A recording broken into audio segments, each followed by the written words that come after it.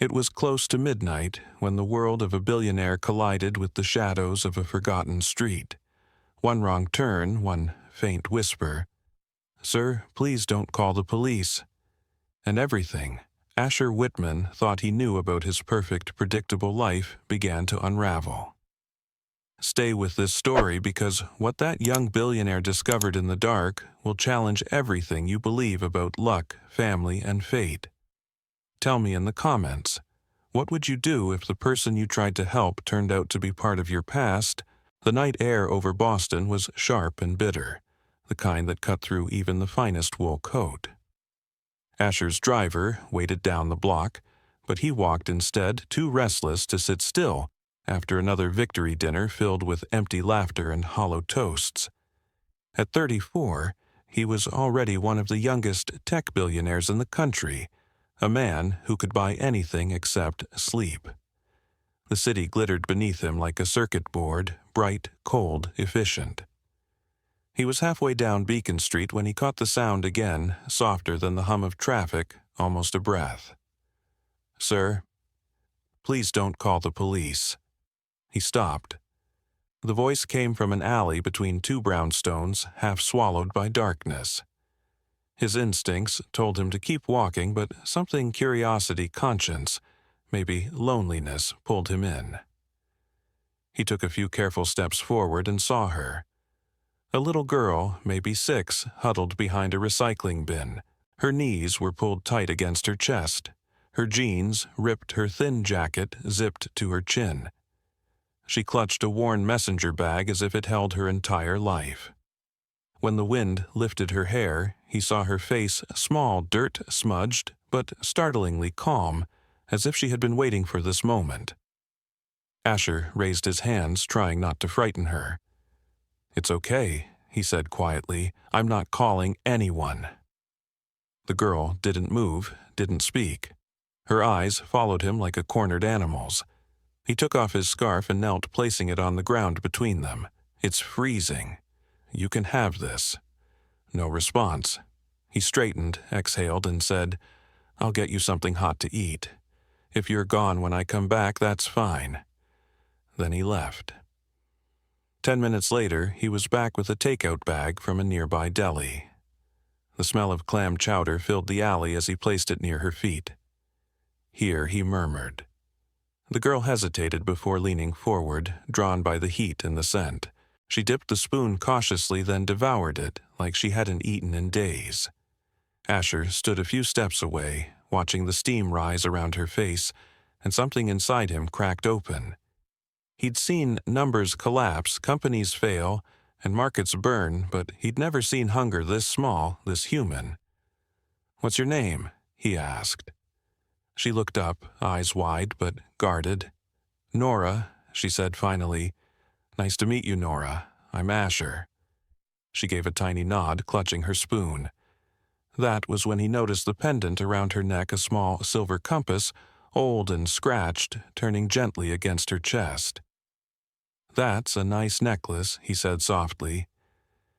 "It helps me find home," she replied. Before he could say another word, a woman's voice cut through the night. "Nora." From the far end of the alley, an older woman approached, bundled in too many layers. Her steps were quick, protective. "Step away from her," she warned Asher. "It's okay," he said calmly. "I just brought her soup." The woman's gaze softened slightly. "I'm Evelyn," she said after a moment. "We look out for her. She's got nowhere else." A tall man with a limp appeared behind her, nodding in a quiet greeting. "Hank," he said simply. Asher studied them, two people who had clearly known hard lives but still shielded this child with fierce loyalty. "You all shouldn't be out here in this cold," he said. "I can get you a motel for the night." Evelyn shook her head. "No names, no addresses, just food and heat, that's enough." Asher didn't argue.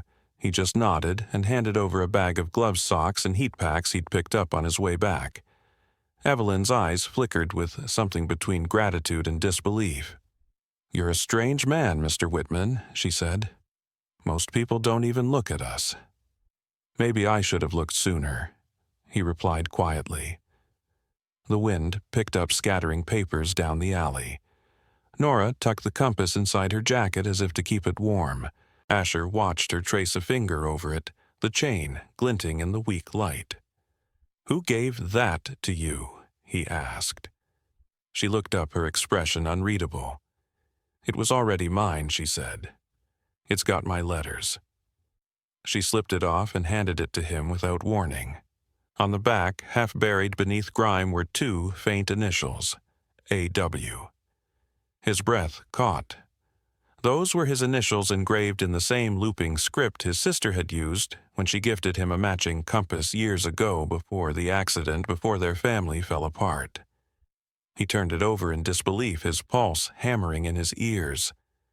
"Where did you get this, Nora?" he asked. She frowned. "I told you. It was already mine." Then, almost as if to herself, she began to hum a tune, soft, familiar, heartbreakingly so. It was a lullaby his sister used to sing when he couldn't sleep as a boy. Asher stood frozen, staring at this child who shouldn't know that melody, wearing an object that shouldn't exist outside his past. For a long moment the cold disappeared. The city vanished, and he felt something he hadn't felt in years. A shiver that wasn't from the weather, but from the strange sense that life had just handed him back a piece of a puzzle he didn't know was still missing. He didn't understand it yet. He only knew one thing for certain: this was no coincidence. He looked down the alley once more at the girl with the compass and the song, and realized his carefully built world of numbers and logic had just cracked wide open. What began as a simple act of kindness was about to turn into the most personal mystery of his life. The next morning, Boston woke under a pale sun that turned the rooftops gold and the air sharp enough to sting. Asher Whitman hadn't slept much. He couldn't stop seeing that little girl's face, the wary eyes, the trembling hands clutching the silver compass with his initials. It shouldn't mean anything, yet it did. It sat in his chest like a question that refused to fade. When dawn hit his penthouse windows, he pushed away the untouched coffee, grabbed his coat, and went back to Beacon Street. The alley was empty, swept clean by the city's early risers. Only a few footprints remained in the frost. For a man who built his fortune on data and precision, it felt ridiculous chasing ghosts in daylight. But that night hadn't been a dream.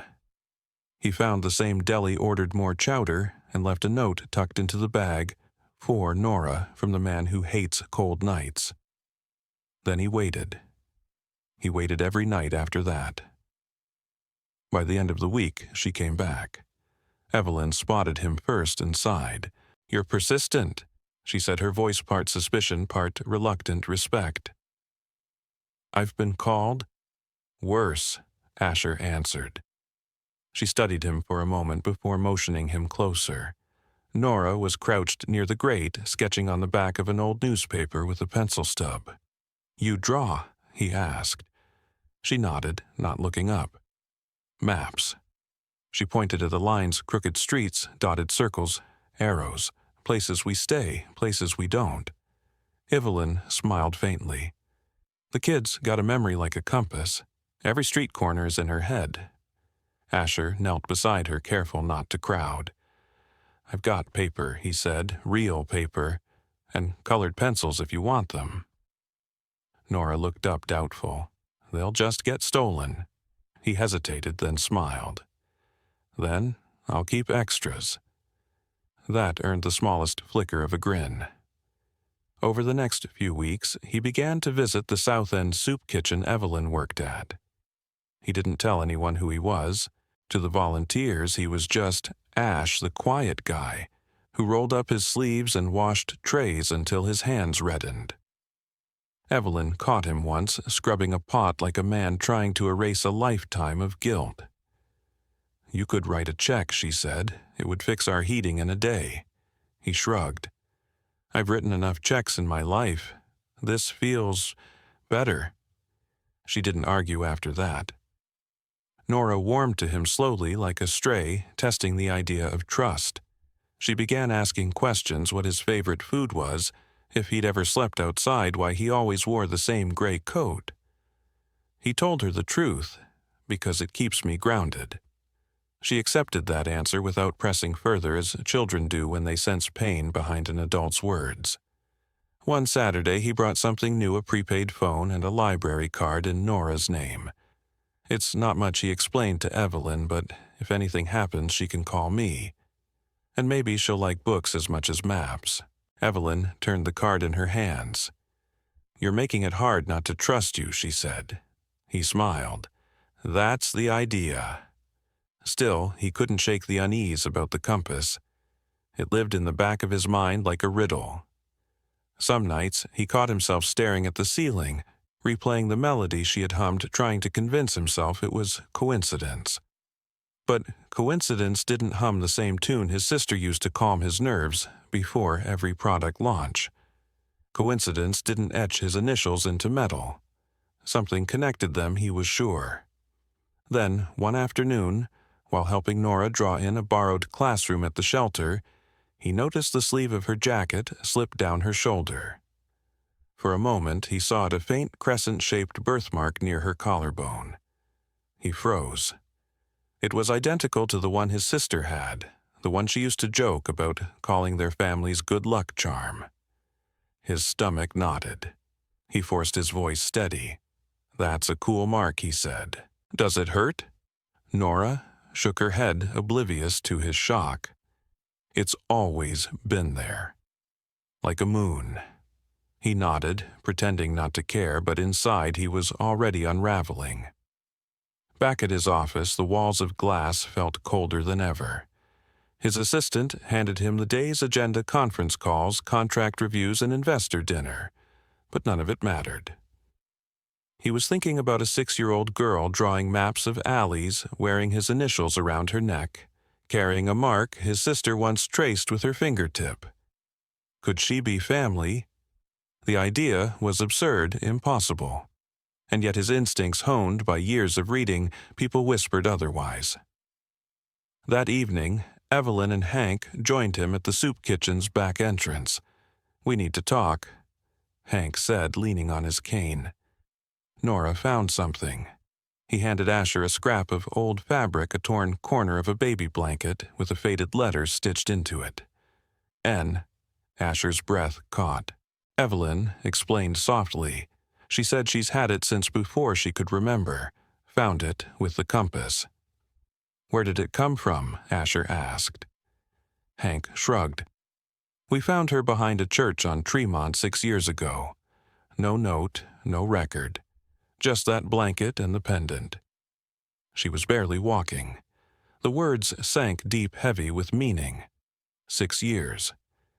That was exactly how long his sister had been gone. Asher pressed his palm against the rough wall behind him, trying to steady the wave of memory. The car accident, the funeral, the unanswered questions about the baby she'd never brought home. He had spent years believing she'd miscarried. No one had ever confirmed it. What if he didn't finish the thought? Instead, he crouched down to Nora's level when she appeared at the door, holding a new drawing, a crooked house with no pictures on the walls. "That's your place?" he asked gently. She nodded. "Evelyn says homes have pictures, but ours doesn't yet." Her words hit him harder than he expected. "Maybe you just haven't taken them yet," he said softly. When he dropped her off that night, the wind was rising again, carrying salt from the harbor. Evelyn thanked him for another bag of groceries and warned, "Whatever you're looking for, be careful. That child's been through enough surprises." Asher nodded. He knew she was right, but some questions don't wait for permission to be asked. Driving home, he stared out at the glittering skyline that used to mean success. Now, it looked like 1,000 cold windows staring back. Somewhere below that light, a little girl with a moon-shaped birthmark and a compass that bore his initials was sketching a house with no pictures, waiting for someone to help her fill in the walls. The first snow of December came early that year, dusting Boston in silence. Asher Whitman stood by his office window, coffee gone cold in his hand, staring out at the white haze spreading across the city. 6 years ago, snow like this had blanketed the morning his sister's car disappeared off the highway. He hadn't thought about that day in years, but now it played on a loop in his mind because of a little girl who drew maps and wore a compass with his initials. He couldn't shake the feeling that fate had drawn him into something more than coincidence. Every logical part of him screamed to leave it alone, to accept that helping Nora was just an act of kindness. But logic had stopped working the moment he saw that crescent birthmark and the way she hummed that old lullaby. If there was even a chance she was connected to his sister, he had to know. Yet the idea of secretly testing her DNA without permission made his stomach turn. He'd seen enough of the world's arrogance. He refused to become another man who used power to take without asking. He called Evelyn one morning and asked to meet at the soup kitchen. They sat across from each other, the clang of dishes and hum of chatter filling the air. "I need to ask you something," he began carefully. "It's about Nora." Evelyn's eyes narrowed slightly. "She's safe. Don't worry. It's not that," he said. I think she might be family." He told her everything: his sister's death, the missing baby, the compass, the birthmark. When he finished, Evelyn didn't speak right away. She looked at him with the wary compassion of someone who'd seen too many false hopes. "You think she's your niece," she said finally. "I don't know what I think," Asher admitted, "but I need to find out. And I can't do that without your permission." Evelyn rubbed her temples. "You'd do a DNA test only if you agree," he said. "No labs without your consent. I'll pay for it, handle it privately, and she never has to know unless we're sure." She studied him for a long moment. "You really care about her, don't you?" "More than I should," he said quietly. "But not enough to hurt her." Evelyn sighed, her voice softening. "All right, we'll do it if it helps you both sleep." 2 days later, they went to a discreet clinic off Tremont Street. Nora thought it was just a regular checkup. Evelyn sat beside her, holding her hand, while the nurse swabbed the inside of her cheek. "See? Easy," Evelyn said, smiling through the tension.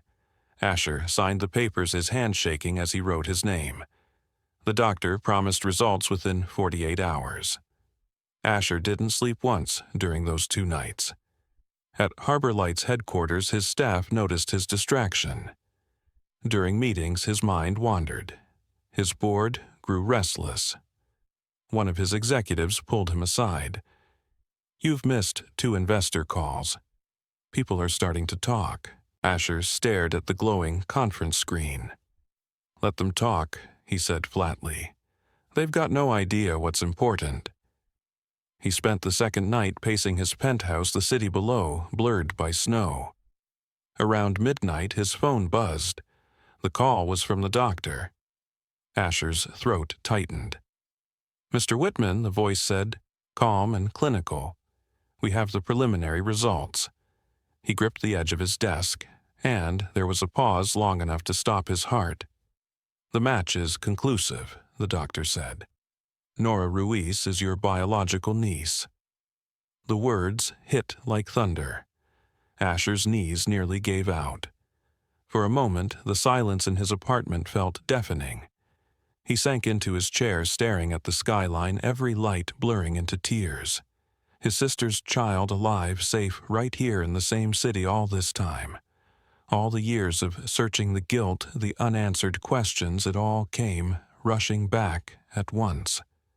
He whispered into the empty room, "I found you." He met Evelyn the next morning at a coffee shop in Back Bay, hands trembling as he pushed the folder across the table. She didn't need to open it. She saw the truth in his face. "You were right," she said softly. "She's yours."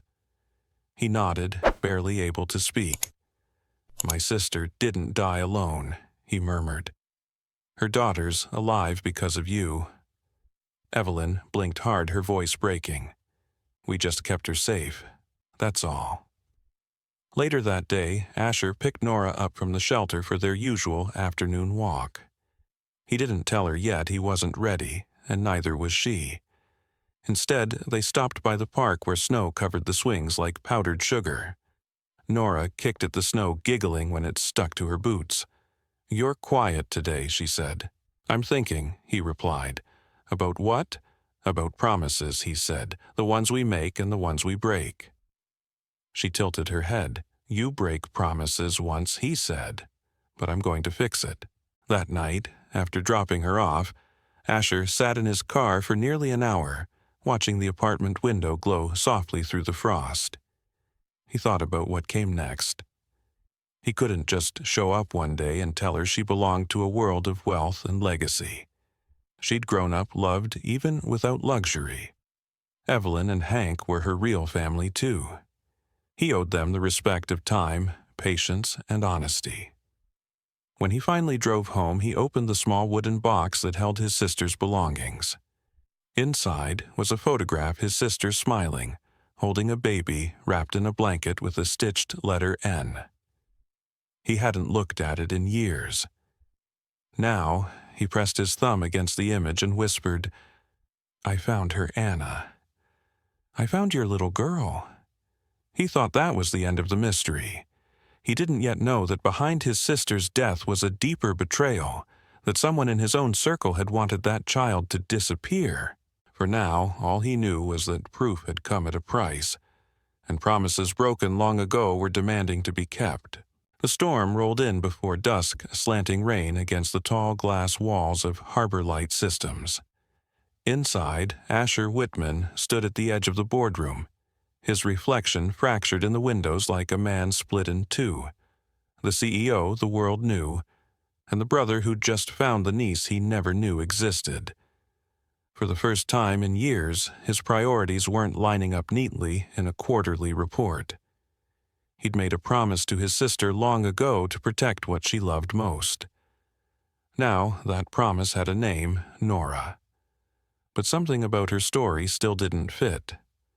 How had a baby vanished from a hospital and ended up behind a church with a compass from his family? How did no one notice? Every road he followed ended at the same wall, the car crash file, the missing medical records, and one locked folder labeled Restricted Access Harbor Light Internal Security. That folder carried a date 6 years back, the week of his sister's death. He called his chief of operations, Nathan Cross, an old colleague who had joined the company the same year his sister vanished. Nate Asher said, trying to sound casual. "Do you remember who handled security audits in 2019? "Sure," Nathan replied. "That was outsourced to Rhodes Consulting." Victor Rhodes. The name hit like a blow. Victor Rhodes had been his friend, his co-founder before the split. They'd built Harbor Light together until a brutal legal fight pushed Victor out with a golden parachute and a grudge. Asher hadn't heard from him since. That night, after the rain stopped, Asher sat at his desk scrolling through old emails. One caught his eye, an encrypted chain between Rhodes Consulting and a private storage company in Chelsea. The subject line read, "Asset Transfer AW Protocol." The initials made his pulse spike.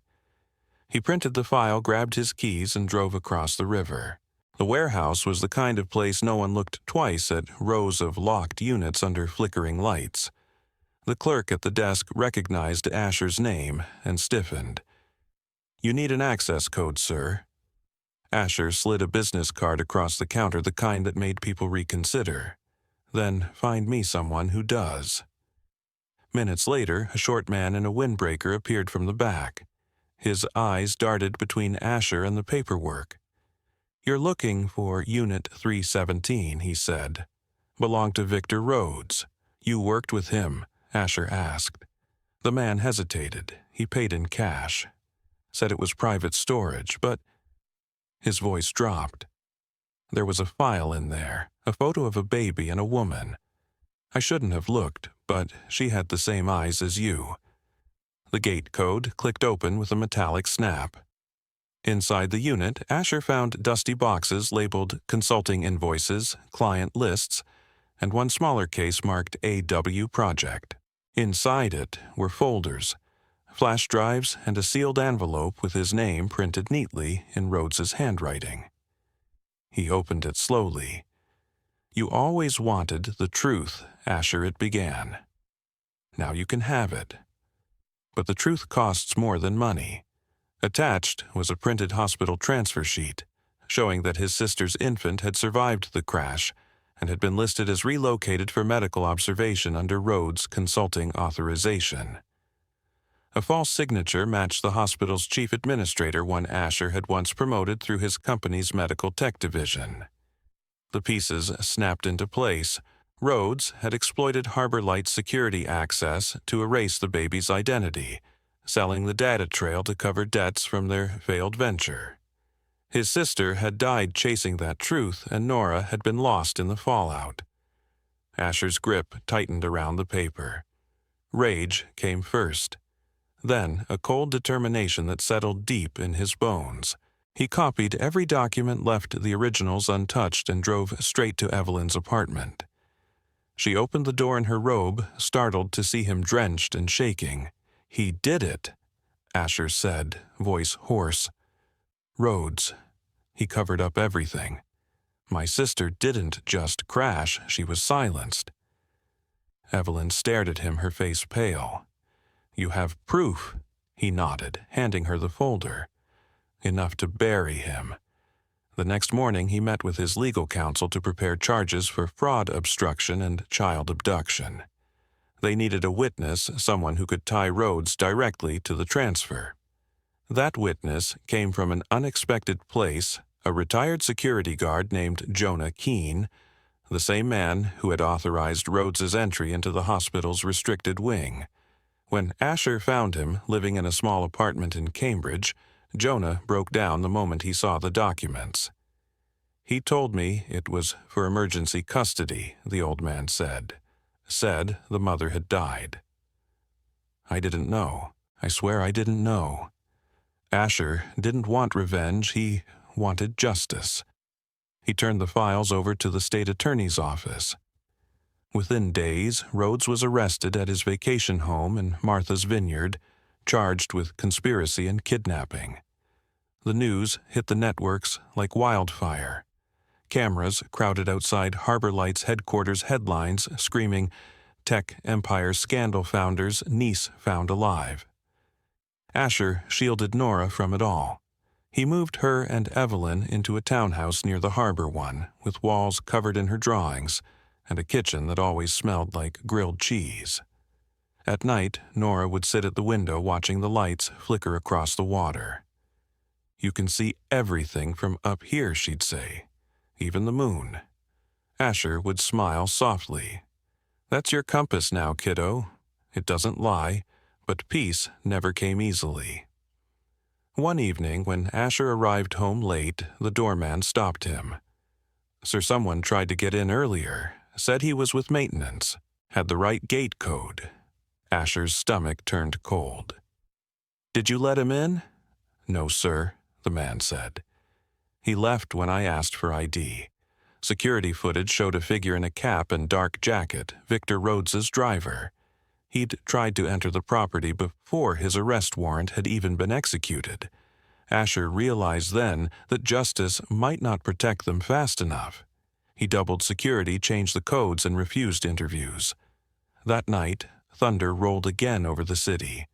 Nora slept soundly in her new bed, her compass glinting faintly on the nightstand.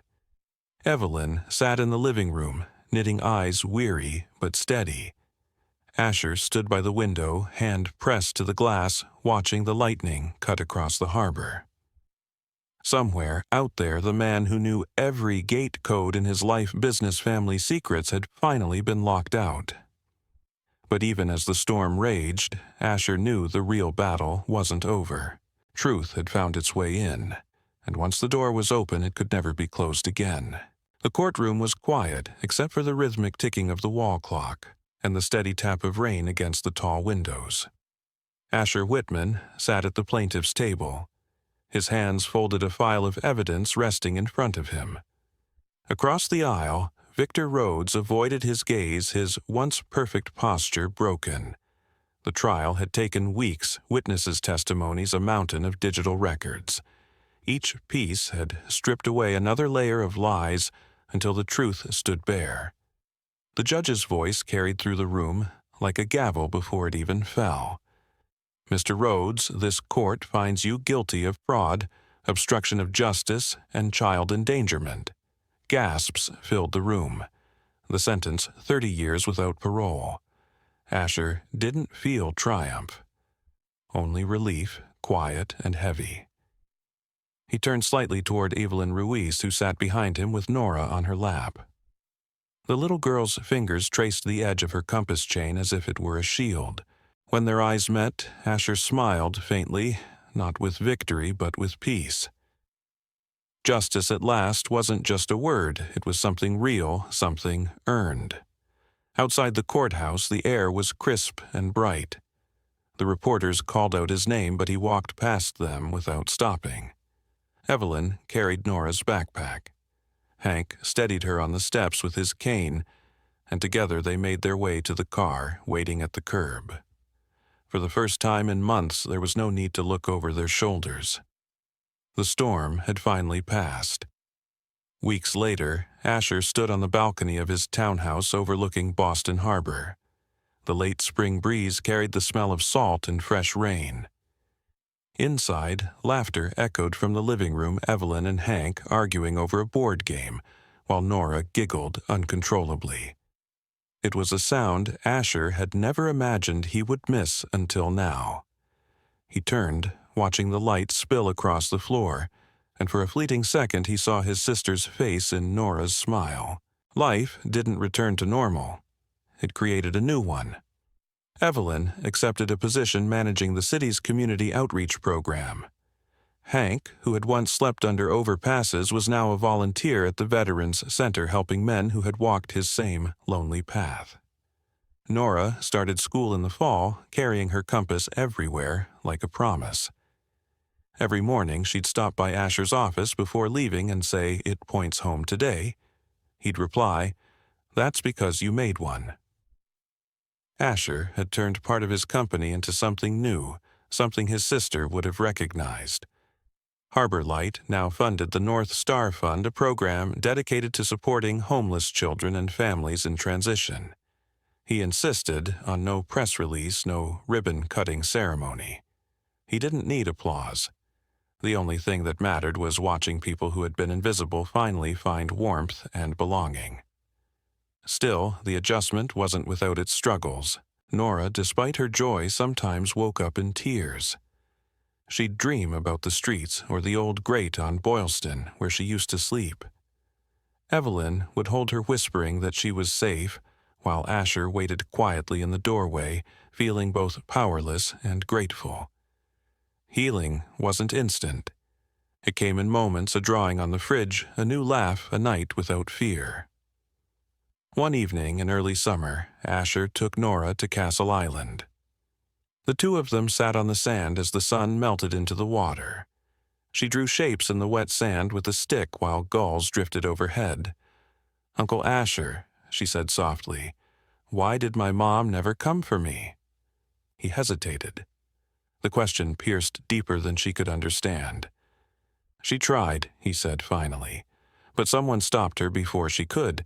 She loved you more than anything in the world." Nora looked down, pressing the compass into the sand until it left a perfect circle. "Do you think she can see us now?" she asked. "I think she never stopped," he replied. They sat quietly for a long time, the waves curling closer. Then Nora said something that made his throat tighten. "You found me," she whispered, "so now you don't have to look anymore." Asher put an arm around her shoulders. "You're right," he said, his voice breaking just enough for her to notice. "But I'm still going to keep an eye on you just in case." By August, their small family had settled into a rhythm. Dinner together, homework at the kitchen table, weekend visits to the Veterans Park. Asher's penthouse, once cold and empty, had become a gallery of Nora's drawings, photos of the four of them, and even a crooked clay compass she'd made in art class. On the mantel sat a framed picture of his sister, smiling in sunlight. Below it, a hand-drawn sign read in Nora's handwriting, "Family is who stays." When the media eventually uncovered the story of the North Star Fund donations poured in from across the country, letters came in too. People who had been adopted, reunited, found, or forgiven. Asher read each one at night after Nora went to bed, humbled by the simple truth they all shared: people heal people. One September afternoon, he was invited to speak at the courthouse that had once held his grief. He stood on the steps and looked out at the small crowd of reporters and families. "We live in a world where power often hides behind money and silence," he said. "But every child deserves to be seen. Every truth deserves a voice. I didn't find Nora because of wealth or luck. I found her because someone cared enough to look." The applause was soft but sincere. He looked at Evelyn Hank and Nora standing together on the edge of the crowd and realized they weren't just witnesses to his redemption, they were its architects. That night back at home, Nora placed her compass on the table beside a candle and said, "I don't need it anymore." Asher looked surprised. "Why not?" She smiled. "Because I know where home is now." He touched her shoulder gently. "Keep it anyway," he said, "just in case you ever lose your way again." She shook her head. "Then you'll find me." Asher looked around the room, the soft lamp glow, Evelyn humming in the kitchen, Hank reading the newspaper, and felt a quiet gratitude he couldn't have imagined years ago. His life had once been about controlling outcomes, predicting futures, fixing systems. Now it was about holding what couldn't be measured: laughter, trust, forgiveness. Outside, the harbor lights shimmered across the water. Nora pressed her face to the window, whispering, "Good night, Mom." The candle flickered beside the compass, its flame steady against the dark. Asher stood behind her, his hand resting gently on her shoulder, and understood that this simple, fragile, beautiful life was the kind of family he'd been meant to build all along. Asher Whitman's journey began with a single act of compassion: a young billionaire stopping to help a frightened homeless girl in a dark Boston alley. What started as a moment of empathy soon unraveled a web of secrets buried beneath years of grief, deceit, and silence. Through courage and persistence, Asher discovered that the little girl, Nora, was more than a stranger in need. She was his lost niece, the daughter of the sister he had mourned but never truly lost. In seeking to protect her, he confronted betrayal within his own company, exposed the man responsible for destroying his family, and ultimately rebuilt something far more valuable than wealth connection. In the end, Asher's story wasn't about power or redemption through success, but through love that refused to look away. The man, who once measured his worth by stock charts, learned to measure it by laughter echoing through his home, by the drawings taped to the refrigerator, by the steady heartbeat of a child who now called him family. He proved that even the deepest wounds can heal when met with honesty and compassion. The lesson is simple, but profound. Real wealth is found in human connection. It's in the quiet decision to show up for someone when no one else will. In a world obsessed with achievement, Asher's story reminds us that kindness is not weakness, it's strength in its purest form. We all have the power to change someone's life, even with a small act that costs nothing but time and heart. So if this story touched you, take a moment to reflect on who in your world might need your compassion today. And if you believe in stories that remind us of the goodness still left in humanity, stories that inspire, heal, and move the heart, don't forget to subscribe to our channel. Your support helps us continue creating more powerful emotional stories that celebrate hope, courage, and the incredible impact of love.